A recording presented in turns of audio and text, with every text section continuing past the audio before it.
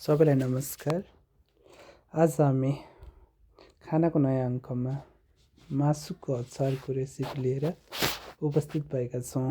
हजुरहरूले यस भिडियोलाई हेरेर सर्वप्रथम यस च्यानललाई सब्सक्राइब गर्नुहुनेछ भन्ने आशा गरिरहेका छौँ।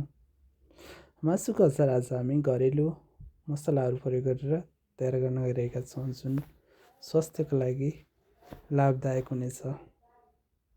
त्यसको लागि सर्वप्रथम हामीले प्रयोग गर्ने मसलाहरू तयार गर्न गइरहेका छौँ। जिरालाई भुटेर अनि अदुवा लसुनलाई पेस्टको रूपमा प्रयोग गर्न गइरहेका छौँ भने खुर्सानीलाई पनि भुटेर पिसेर प्रयोग गर्न गइरहेका छौँ।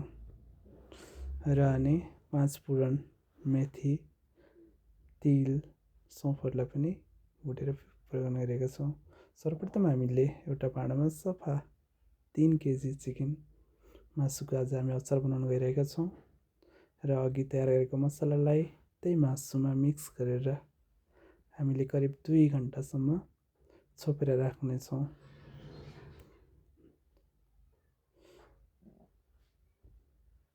जसले गर्दा मासुमा ती मसलाहरूको स्वाद आउनेछ र अचार स्वादिष्ट हुनेछ। हामीले आजको अचारमा घरमै पाइने मसलाहरू, घरमै उपलब्ध हुने मसलाहरू प्रयोग गर्न गइरहेका छौँ। खुर्सानी पनि कम प्रयोग गर्नेछौँ, जसले गर्दा सबैले खान सक्नुहुनेछ। हामीले अघि तयार गरेका मसला साथै कश्मिरी मिर्चलाई अनि नुन र बेसार राखेर मजाले मिक्स गरेर सबै मासुमा मसलाहरू पुग्ने गरी मिक्स गरेर यसलाई करिब 2 घन्टाभन्दा बढी नै हामी छोपेर राख्नेछौँ।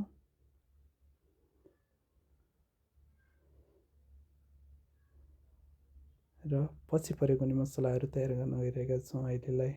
त्यसको लागि हामी लसुन र अदुवालाई सानो सानो पिसमा एउटै साइजमा काटेर तयार गर्न गइरहेका छौँ।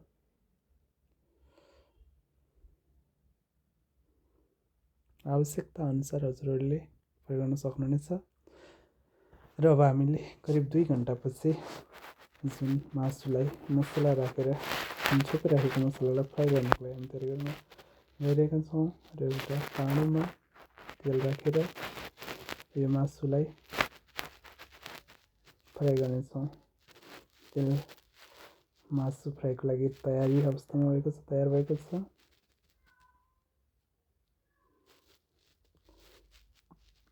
हामीले थोरै गरेर यसलाई फ्राई गर्नेछौँ। फ्राई गर्न अलिक समय लाग्नेछ।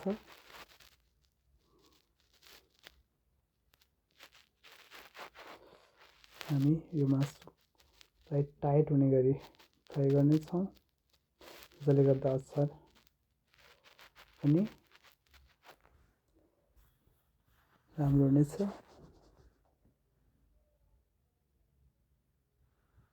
मिडियम फ्लेममा हामीले मासुलाई फ्राई गर्नेछौँ, जसले गर्दा स्वाद पनि राम्रो आउनेछ।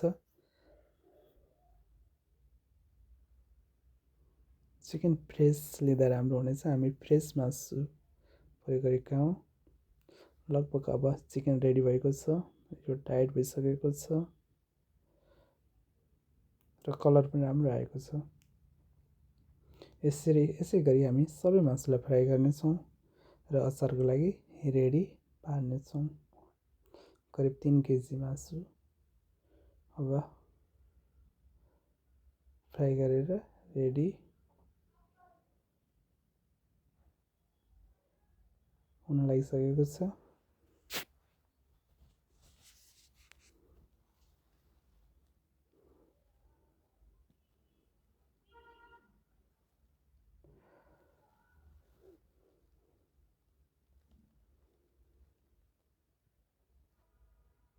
हामीले अब नयाँ तेलमा बाँकी काम गर्नेछौँ भने यो तेललाई हामीले प्रयोग गर्ने छैनौँ, जुन स्वास्थ्यको हिसाबले पनि राम्रो मानिनेछ र स्वाद पनि राम्रो हुनेछ। अब हाम्रो मासु रेडी भएको छ। मसला पनि हामीले अघि तयार गरेका मसलाहरू नै हामीले प्रयोग गर्नेछौँ। अदुवा, लसुन, खुर्सानी, अनि जिरा र धनियाँको धुलो अनि टिमुर अनि 5 फुरनको धुलो। टिमुर पनि हामीले पिसेर प्रयोग गर्नेछौँ, जसले गर्दा स्वाद राम्रो हुनेछ, स्वास्थ्यलाई पनि राम्रो हुनेछ।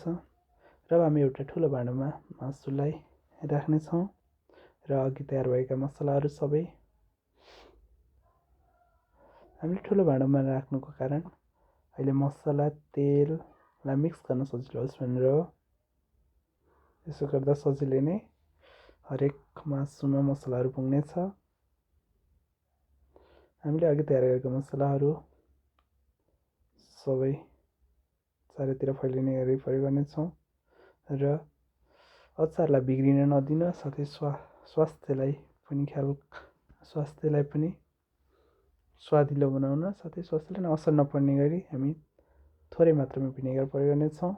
र लसुनलाई पनि हामीले नयाँ तेलमा फ्राई गरेर प्रयोग गर्न गइरहेका छौँ। अदुवालाई पनि नयाँ शुद्ध तोरी तेलमा फ्राई गर्नेछौँ र हामीलाई आवश्यक पर्ने तोरीको तेल पनि हामीले तताएर प्रयोग गर्न गइरहेका छौँ।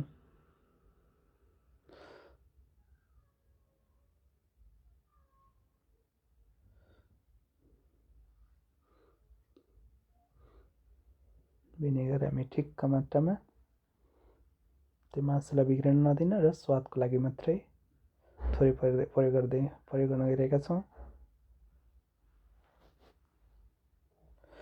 नुन अघि सुरुमा राखेको नुनको मात्रालाई ख्याल गरेर हामीले ठिक्क मात्रामा नुन प्रयोग गर्न गइरहेका छौँ।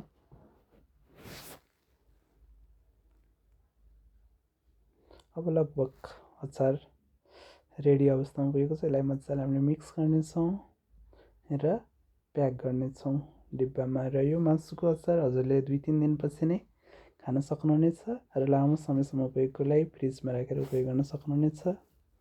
हस्त, धन्यवाद।